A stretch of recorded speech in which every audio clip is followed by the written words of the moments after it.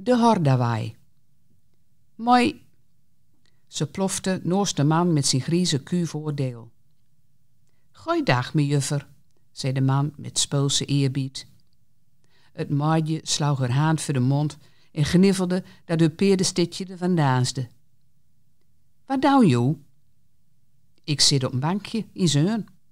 Ja, protesteerde ze, dat zei ik ook wel. Ik ben al 7, hè? Tel maar, al een halve dome.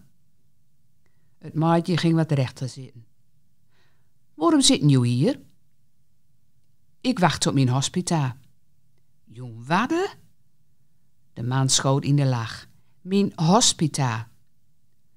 Wat is een hopstia? Hospita, herhaalde hij langzaam en duidelijk. Het vrouwtje uit het huis hierachter. Oh, buurvrouw Heida. Die is al slim oud. Wel 130 jaar. Ik denk dat ze bij zo'n kloos in de klas zitten net. Ze is heel org, maar ook zielig, want ze is helemaal alleenig.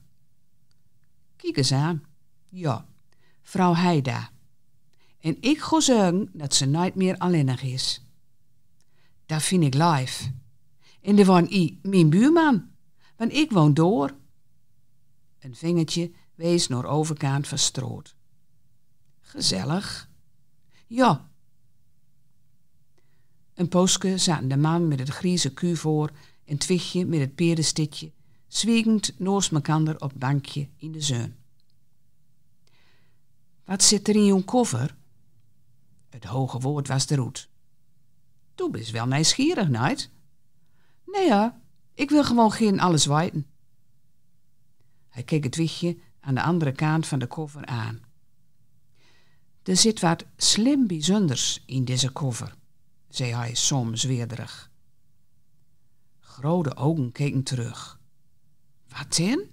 Fluisterde het jufferke.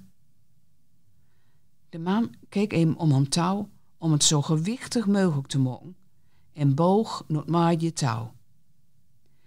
In deze koffer, zei hij, en keek nog even om een touw, zit mijn Hordawai. Het maatje fronste sneu. Wat is dat nou weer? En is het zwoer? Ze duwde voorzichtig tegen de versleten bruinleren koffer met het uitrekte handvat. De Hordawai kan al zwoer wezen. Bist zeker dat ze het weten wil ze? Niet ergens wat blied van de Hordawai. Nou, ik ben een grote meid. Op schaal moet ik rekenen en daar word ik ook niet blied van. De man klopte op de koffer. Den ducht me dat je oud en wies genoeg bist om te horen over de Hordawai. En begon te vertellen. Om de Hordawai te vinden, moest je din best doen. Neugels, moest weten, mogen dat hij niet makkelijk te zijn is. Sommige mensen kijken de doordeur niet naar om. Een bultlu ben de bang voor.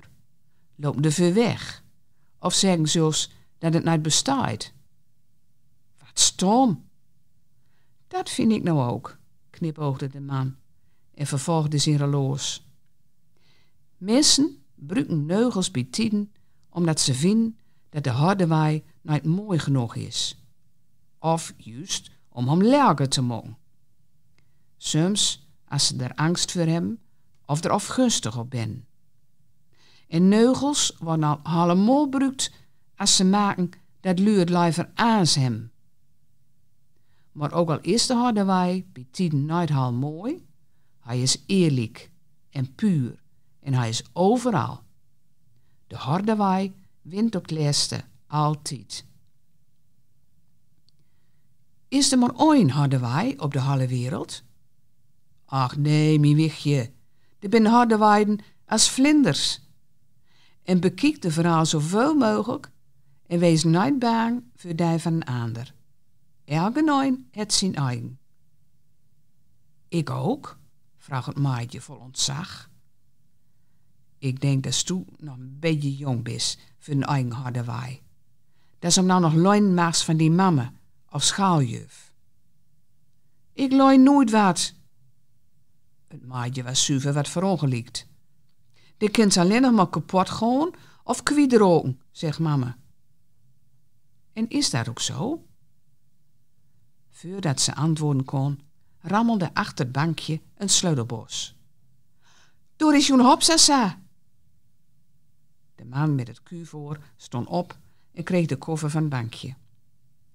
Nou, mejuffer, genoeg proderij voor vandaag. Maar ik heb joen harderwij nog niet zijn. Hij tikte het maatje met perenstitje voorzichtig op de neus. Nee, mijn kind, doe moest zoeken naar die eigen harderwij.